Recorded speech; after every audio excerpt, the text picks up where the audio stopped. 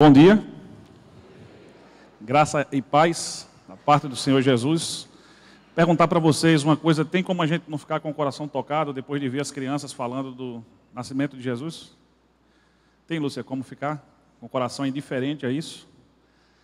Olhar para aquela manjedoura que, no nosso caso aqui, ela é uma manjedoura contemporânea, né? Certamente bem melhor, apartamento 5 estrelas, em relação àquilo que foi o berço de Jesus. E aí eu queria perguntar honestamente para você, pode ser você, Aureliano, que é um pai amoroso, você já imaginou seu filho nascer num berço como esse?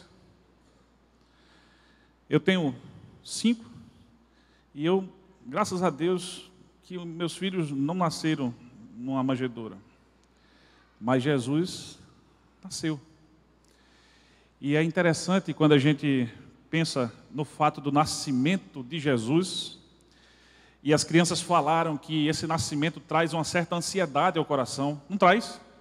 Quando chega dezembro, a gente, quando está na reunião de planejamento, quando chega em dezembro, a gente já pensa que muitas coisas a gente não vai conseguir realizar, porque tem tanta coisa na agenda de dezembro.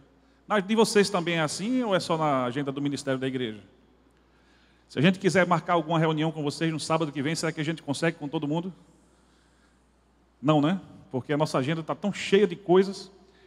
E essas coisas que estão nesse slide representadas por algumas coisas que têm feito parte do Natal das pessoas no nosso mundo de hoje, elas devem nos levar a pensar melhor sobre o que é o Natal, o que significou o Natal, que parece ser uma coisa tão diferente daquilo que nós estamos vendo aqui na nossa prática cotidiana, né? Nessa imagem, eu não consigo ver na televisão à frente, lá no canto superior direito, nós temos ali provavelmente uma festa de confraternização do trabalho. No meu direito, no de vocês, o canto esquerdo superior. Temos alguma festa já agendada? Janduí, tem alguma festa já agendada, não? Confraternização? Temos. Quem tem também, levante a mão. Quase todos têm uma festa desse tipo. Curioso que nessas festas, o que menos a gente vai falar é sobre Jesus. Você lembra de alguma festa de confraternização do trabalho em que Jesus tenha sido o assunto principal? Mas quem lembra que o assunto tenha sido o chefe? Levanta a mão. Quem lembra que tenha sido um supervisor? Essas coisas, né? As pessoas falam umas das outras, né? Da vida uma das outras, da roupa que as pessoas estão usando. Já pensaram como esse tipo de coisa que não há nenhum erro, não há nenhum problema em a gente se confraternizar. Mas que se isso simboliza uma coisa tão importante como aqui foi cantada, parece que existe uma distância tão grande entre o símbolo e o significado. É uma imagem tão distorcida da realidade. Aqui no canto superior direito de vocês, está representada aqui uma reunião de família, as pessoas brindando ali, provavelmente com vinho branco, champanhe. A alegria, né, que a reunião traz. Mas nessas reuniões de família também, normalmente Jesus não costuma ser o assunto principal. Às vezes nessas reuniões de família, o assunto principal são os presentes, que as crianças falaram aqui. Lá em casa, as crianças estão ansiosas, faz 2 meses, para ganhar um cachorro, pastor Alberto. Um cachorro. Já disseram misericórdia, né? Como é que pastor Nelson e Miriam, com 7 pessoas em casa, ainda vão criar um cachorro? Bom, isso é uma longa história, mas o fato é que eu já prometi, né? E uma coisa que eu tenho aprendido é que se um pai promete alguma coisa, ele precisa cumprir. Isso me lembra um pouco o fato de Jesus ter nascido, porque o fato de Jesus ter nascido, pode passar? Pode passar para a próxima? Nos lembra das promessas que Deus fez para esse nascimento de Jesus. De fato, o acontecimento do nascimento de Jesus foi um feito extraordinário. A narrativa dos evangelhos sinóticos, Mateus, por exemplo, mostra que foi um evento extraordinário. Lucas nos conta também, né, de como foi um evento diferente, o evento do nascimento de Jesus. Mas tudo isso já estava previsto. Em alguns textos, eu não trouxe todos, a gente não teria como falar sobre todos eles, nem vou falar sobre todos eles, apenas para mostrar para vocês que há muito tempo, por meio dos profetas, Deus já havia falado desse nascimento com um propósito. Já havia falado, por exemplo, que o Messias, ele nasceria em Belém, Miqueias, que o nascimento seria virginal, Isaías, o Filho de Deus seria resgatado do Egito, tal como foi Israel, Oséias, o Messias seria a luz das nações em trevas, Isaías, o Salvador seria vendido por 30 moedas de prata, Zacarias, o Salvador seria um pastor para as ovelhas perdidas do rebanho de Israel, Ezequiel, o Messias seria descendente de Davi, Jeremias, e o Messias ofereceria salvação a todos, mediante um chamado que precisa de uma resposta.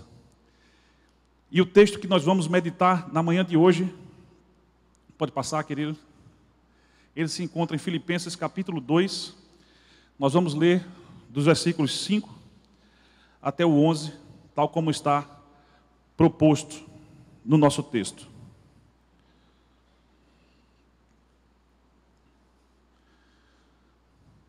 Filipenses capítulo 2, dos 5 até o 11. Leiamos. Vamos ler juntos?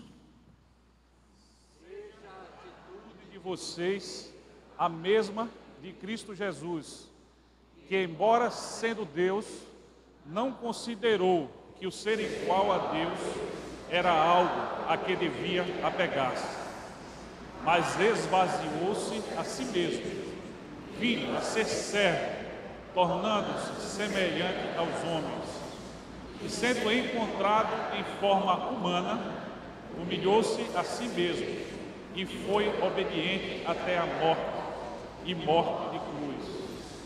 Por isso, Deus o exaltou à mais alta posição, e lhe deu o nome que está acima de todo nome, para que ao nome de Jesus se dobre todo o joelho no céu, na terra e debaixo da terra, e toda língua confesse que Jesus Cristo é o Senhor, para a glória de Deus. Aqui parece que nós temos um dos textos mais excelentes de Paulo, um texto de ouro, texto de Filipenses, que se ele não tivesse dito nada mais àqueles irmãos a quem ele tinha tanto amor, tanta gratidão. Gratidão é um dos motivos de Paulo ter escrito aos Filipenses, por eles terem suportado Paulo no seu trabalho missionário, na sua vocação. Mas se ele não tivesse falado nada mais sobre gratidão e outros temas que ele trata na epístola, parece que esse texto já seria suficiente para falar de Jesus Cristo, a partir, em primeiro lugar, do fato de o nascimento de Jesus ter sido o cumprimento inicial, o início do cumprimento da sua missão. E é interessante porque o texto ele começa nos exortando a ter o mesmo sentimento que houve em Jesus. A primeira coisa que nós queríamos meditar hoje pela manhã sobre o Natal é sobre essa exortação. Que nós possamos ter o mesmo sentimento que houve em Cristo Jesus. Porque a missão de Jesus, que foi iniciada no Natal, ela simboliza que nós, que somos descendência espiritual de Jesus, temos também uma missão, e essa missão pertence a Deus. E às vezes a gente complica tanto essa missão, a gente quer fazer tantas coisas para o Senhor, e aquela música que a gente acabou de cantar antes das crianças, não tenha sobre ti nenhum cuidado, qualquer que seja, porque um apenas seria muito para ti. Porque de quem é a obra? O trabalho? O trabalho, diz Deus, é meu, e o teu trabalho é descansar em mim. Essa música sempre me lembra Maria e Marta. Marta tão ocupada, querendo fazer coisas, como eu estava hoje pela manhã. Miriam viu como é que eu estava ansioso em casa para tentar chegar aqui às 8h30 e as crianças terem condições de cantar. Mas a verdade é que Jesus diz para Maria, Maria, aliás, Marta, você se preocupa com muitas coisas, mas Maria escolheu a melhor parte e isso não será tirado dela.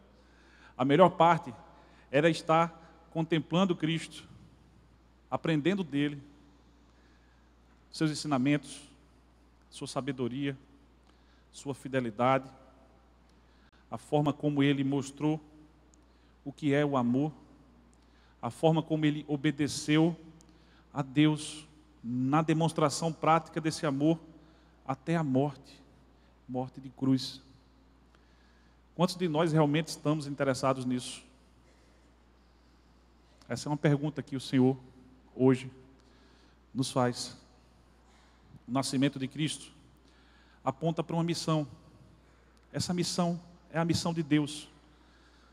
Alguém já disse que aquilo que a gente pode fazer, o mínimo é não atrapalhar Deus. Isso é brincadeira, mas o fato é que a obra é dele. E o nosso trabalho é nos juntarmos a ele na obra dele.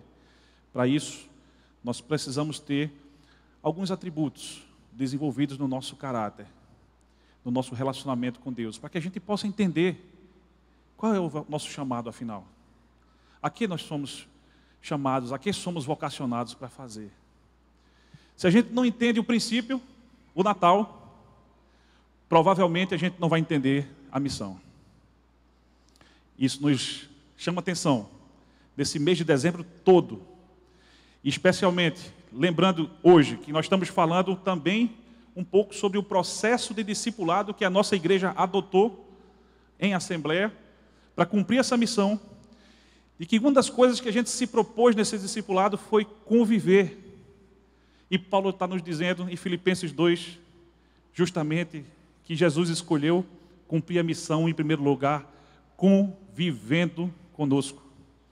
Conviver, a etimologia dessa palavra vem do latim, convivere, significa dizer, viver com. E foi isso que Jesus fez. E o texto ele vai nos deixar de uma forma muito clara, até fazendo um paralelo com João, capítulo 1, do versículo 1 até o 5. Quando João, fazendo um paralelo à criação em Gênesis, nos diz que no princípio era o verbo estava com Deus antes da criação, e ele era Deus e todas as coisas foram feitas por meio dele, e sem ele nada do que fez viria a existir. Isso nos lembra, meus irmãos, que Jesus, ao se tornar um de nós, ao decidir viver conosco, ele abriu mão de uma posição excelente, divina, que tinha junto do Pai, mesmo antes da criação, e se tornou um ser humano como nós. Eu não sei se você já pensou na humanidade de Cristo, do ponto de vista do exemplo que ele lhe deu e deu para mim, de que é possível ao ser humano cumprir a vontade de Deus. Às vezes a gente olha para os sinais de Jesus, os milagres, entre aspas, que ele fez, entre aspas, porque são sinais, como João diz, apontando para uma obra perfeita que Deus queria fazer, de abrir os olhos dos cegos, os ouvidos dos surdos, de fazer andar os aleijados, de corrigir no ser humano a incapacidade natural que o ser humano tinha de realmente contemplar e espelhar a glória de Deus. Essa foi a vocação de Israel. E o Senhor Jesus, ao se tornar um de nós, no Natal, naquela manjedoura, ele estava sinalizando que tudo isso é possível àquele que nele crê. Tudo que ele fez, tudo que aconteceu com ele, há de acontecer com aqueles que nele creem. A primeira mensagem que nós temos sobre esse texto, ela pode ser resumida na palavra missão. E a missão de Jesus envolve, como Paulo nos disse em Filipenses, obediência. A missão de Jesus era uma missão muito difícil. A nossa missão também não é uma missão fácil. Ainda ontem eu peguei Manuela no Cafofo e Manuela vinha comentando comigo como é difícil para ela ser crente no mundo em que nós vivemos. Esse mundo das redes sociais, onde o ódio ele está se espalhando com tanta facilidade, principalmente através do anonimato, onde as pessoas, mesmo tendo a internet, que tem coisas maravilhosas, elas estão se afastando demais das pessoas mais próximas. Alguém já disse que a internet foi uma coisa feita para aproximar pessoas distantes e afastar pessoas próximas. E Manuela me falava como era difícil para ela ser crente no tempo de hoje. E eu estava justamente conversando que no tempo de Jesus não era diferente. Os problemas que nós temos hoje são semelhantes aos problemas das pessoas do tempo de Jesus, em contextos culturais diferentes, é claro. Mas a fonte de todos esses problemas é o fato do ser humano não conhecer a Deus. E a missão de Jesus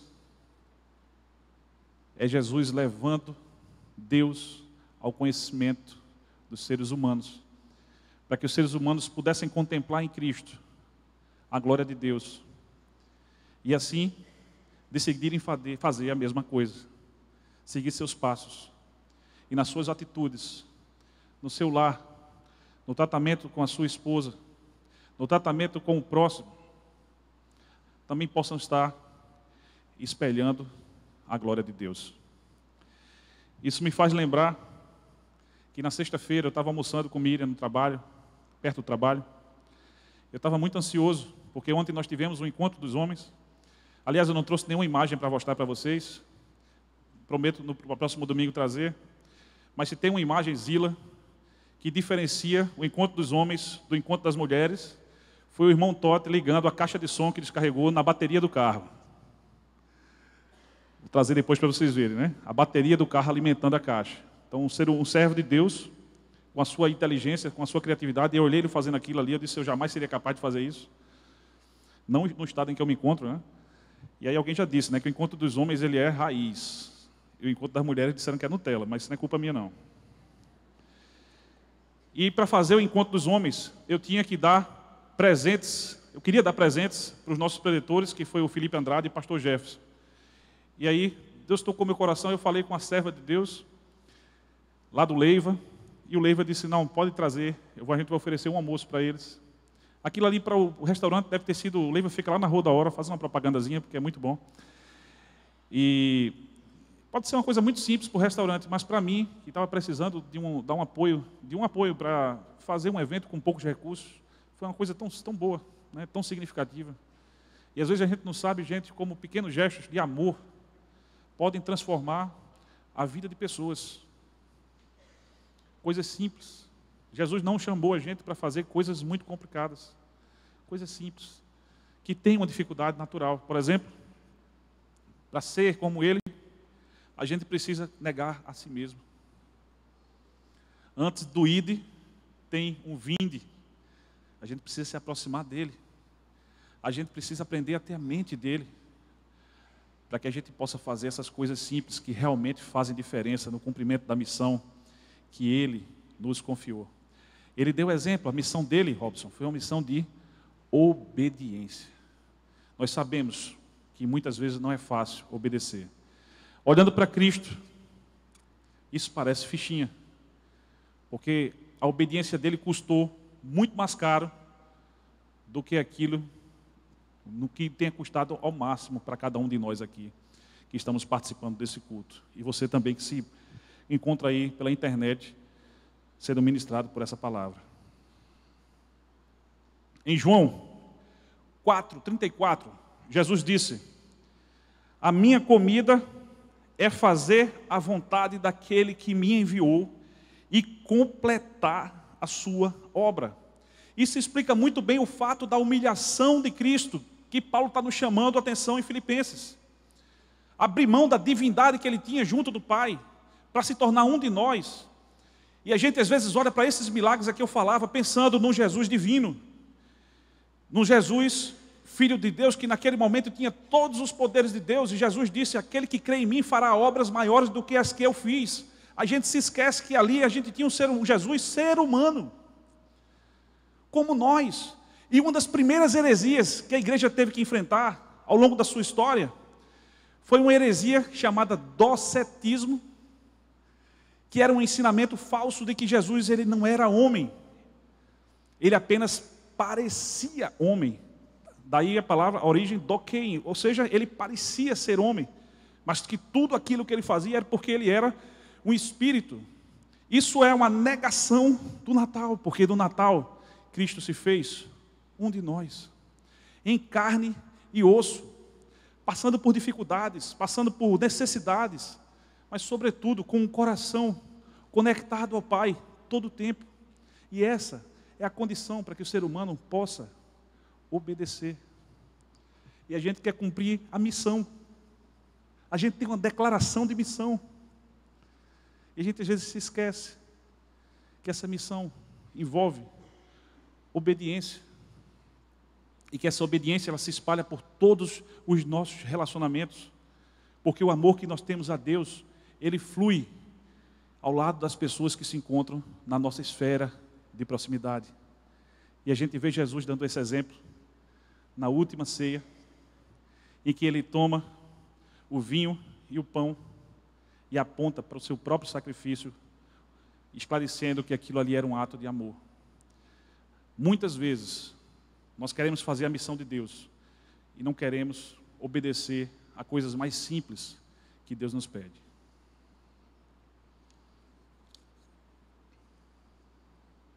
O segundo aspecto desse texto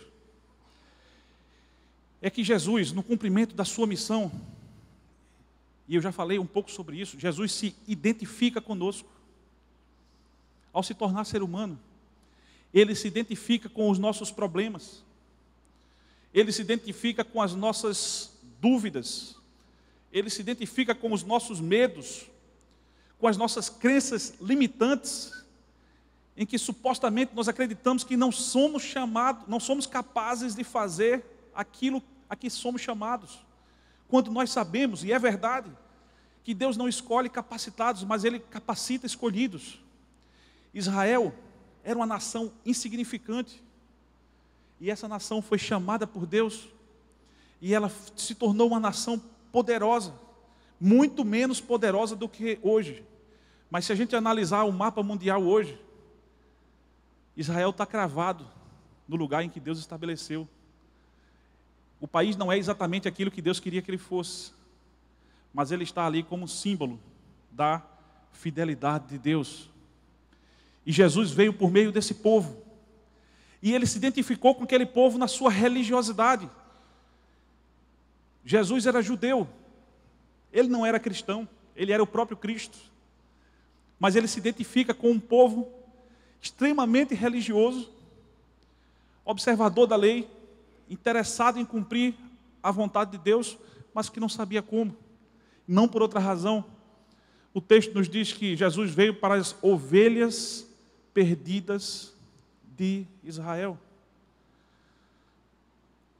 Jesus se identifica com aquele povo, ele também se identifica com a humanidade.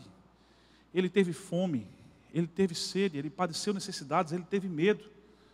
No Getsemane, Jesus orava pedindo a Deus: se for possível, Pai, passa de mim esse cálice. Hoje de manhã eu lembrava que eu fiz uma oração parecida 1 ano atrás. Como eu sou grato a Deus, meus irmãos, por Deus ter preservado a minha vida, e eu ter podido, por exemplo, essa semana conhecer a Vívia. Pode levantar a mão, Vívia? Prima de Miriam, Ari, seu esposo, que esteve com a gente ontem no encontro, a pequena Laura. Quanta alegria aquela criança trouxe à nossa casa. Como eu sou grato a Deus por ter vivido para contemplar isso. Eu pedi a Deus: Senhor, se for possível, me dá mais uma chance. Jesus não teve segunda chance. Jesus morreu da forma pior possível. Quando a gente fala de humilhação, a gente pode entender bem o que aquela morte de cruz significa, em termos de humilhação. Aquela morte de cruz, que era a pior morte, a morte mais indesejável e mais humilhante que existia, foi exatamente aquela morte que ele experimentou. O nascimento, no berço mais indigno. A morte mais indigna. entre o nascimento e a morte, uma missão. Uma missão que aos nossos olhos é como se fosse um feixe de luz, que deveria realmente abrir a nossa compreensão daquilo que Deus fez por nós. Muitas vezes nós estamos cegos para a realidade daquilo que Ele fez por nós.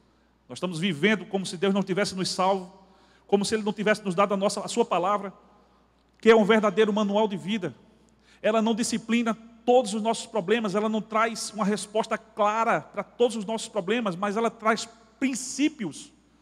E nós temos o Espírito Santo de Deus que pode nos iluminar e esclarecer um modo de viver agradável a Deus em todos os campos da nossa vida, em todas as áreas, na área profissional, na área familiar, no cuidado com os filhos, no cuidado com as pessoas que estão próximas, com os amigos, no tratar com aqueles que nos ofendem, no modo de lidar com o chefe. Certamente, não é vontade de Deus que na confraternização de Natal o chefe seja o principal assunto. Mas a Bíblia nos ensina a orar pelas autoridades, porque toda autoridade foi constituída por Deus. E muitas vezes nós escolhemos a contramão e queremos cumprir uma missão. Uma missão que envolve identificação. Só nos identificando com Cristo, queridos, nós teremos verdadeiramente o conhecimento de Deus. E se nós não nos identificarmos com Cristo, Ele disse, quem quiser ser meu discípulo, vamos falar juntos? Quem quiser ser meu discípulo, negue-se a si mesmo, tome a sua cruz e me... Quem não quiser se identificar com Jesus, não tem como ser seu seguidor. Não sendo seguidor de Jesus, pouco importa aquilo que você falar. Se as pessoas não virem na sua vida a aplicação que a palavra tem tido. Jesus estava no mundo e João disse que ele foi a luz do mundo. A luz resplandeceu nas trevas, ele veio para os seus, mas os seus não o receberam e as pessoas preferiram as trevas à luz. Qual tem sido a sua escolha? Pensar no Natal é também pensar em escolhas. Jesus fez a dele. Da manjedoura à cruz. Qual tem sido a sua escolha? Você tem escolhido se identificar com Cristo? Se você tem dito sim para essa resposta, eu quero dizer para você, meu irmão, minha irmã, que aquilo que Deus tem preparado para nós, nem olhos viram, nem ouvidos ouviram. São maravilhas impossíveis de contar. E para ser bem sincero, eu não tenho conhecimento de quais são exatamente essas maravilhas, mas só a expectativa delas. E ontem nós aprendemos com o irmão Felipe a diferença entre fé e esperança. A esperança como atitude e a fé o conteúdo daquilo que a gente espera. O meu coração, só com a esperança daquilo que eu vou receber, o conteúdo da minha fé, o meu coração já se enche de alegria. E eu já entendo perfeitamente, Senhor, eu estou vivo hoje porque o Senhor tem um propósito. Amém? Isso é para você também. Isso é para todos nós. Ninguém aqui está por acaso. Ninguém veio aqui hoje por acaso. Se você participa desse culto pela internet e você não ligou o dispositivo pelo qual você está assistindo, por acaso. Deus tem propósitos. Ele quer tocar o nosso coração. Ele quer transformar um coração de pedra num coração de carne. Ele quer restauração. Isso acontece pelo poder dele, meus irmãos. O poder de Deus, em Atos 1:8, a gente vê que o poder de Deus se espalhava como um feixe de luz na vida que a igreja levava, no cumprimento da missão, com alegria, com amor. Você tem tido amor à missão que Deus colocou para você? Você tem tido sensibilidade espiritual para discernir o chamado de Deus para a sua vida? Isso tudo aponta para o Natal. E para finalizar, um propósito. O Natal, o propósito do Natal não era isso, mas isso. E Paulo em Filipenses nos mostra, de uma forma muito clara, que Jesus, na cruz, Ele estava glorificando a Deus. tome a sua cruz e me siga. E também, na sua vida, glorifique a Deus. Que nós possamos fazer isso. Jesus, como ser humano, ele mostrou que era possível. Filho de Deus se fez um de nós, para nos mostrar que era possível. Possível cumprir o propósito de manifestar o nome de Deus às pessoas. E lá na Samaria, depois do contato que ele teve com a samaritana, os discípulos dizem a ele: Jesus, come. E ele diz: a minha vontade, a minha comida é fazer a vontade do meu Pai. Em João 17,6, o texto nos diz que Jesus manifestou o nome de Deus aos homens que a ele foram dados. Em João 5, no versículo 35, Jesus diz: eu não posso fazer de mim coisa alguma, assim como ouço e julgo, assim como eu ouço, eu julgo, porque não procuro fazer a minha vontade. E em João 17,4 ele diz, na oração sacerdotal, a oração da unidade, a oração que revela de uma forma muito clara os propósitos de Deus para a unidade em mente, unidade como corpo, unidade nas ações, na família, em todos os aspectos do nosso relacionamento. Ele diz: Senhor, eu te glorifiquei na terra, completando a obra que me deste para fazer, com um propósito, que todos nós fôssemos um com Ele, um com o Pai. Isso é possível. Vamos voltar ao texto?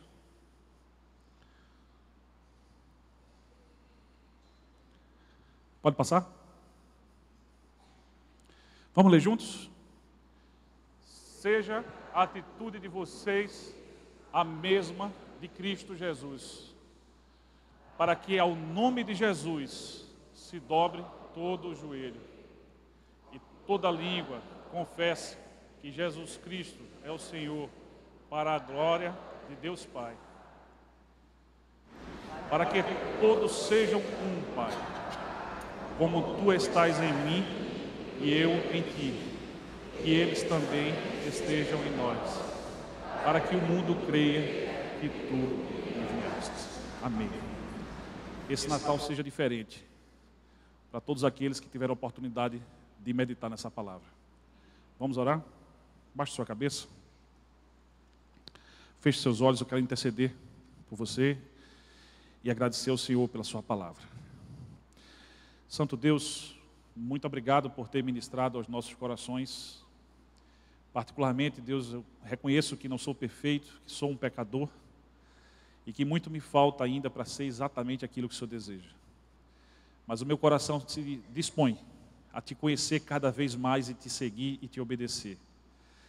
Nesse instante, Deus, eu quero pedir perdão pelas nossas faltas e pedir que o Teu Santo Espírito, Senhor, esteja nos iluminando a mente, nos encorajando, nos mostrando como o Senhor nos mostrou hoje, que é possível, Senhor, fazer essa missão que envolve obediência, conhecendo a Jesus Cristo, da forma como o Senhor o revelou, conhecendo ao Senhor que foi revelado por meio dele. Cristo se identificou conosco, Deus, para que nós finalmente pudéssemos nos identificar com o Senhor. E se não somos ainda, Senhor, a Tua identidade perfeita, queremos Te dizer que queremos ser. Abre as nossas compreensões, e que cada um aqui possa ter coragem de negar-se a si mesmo, disposição para tomar a sua cruz e força de vontade para seguir aquele que nos explicou o verdadeiro sentido do Natal. Que Deus nos abençoe. Amém.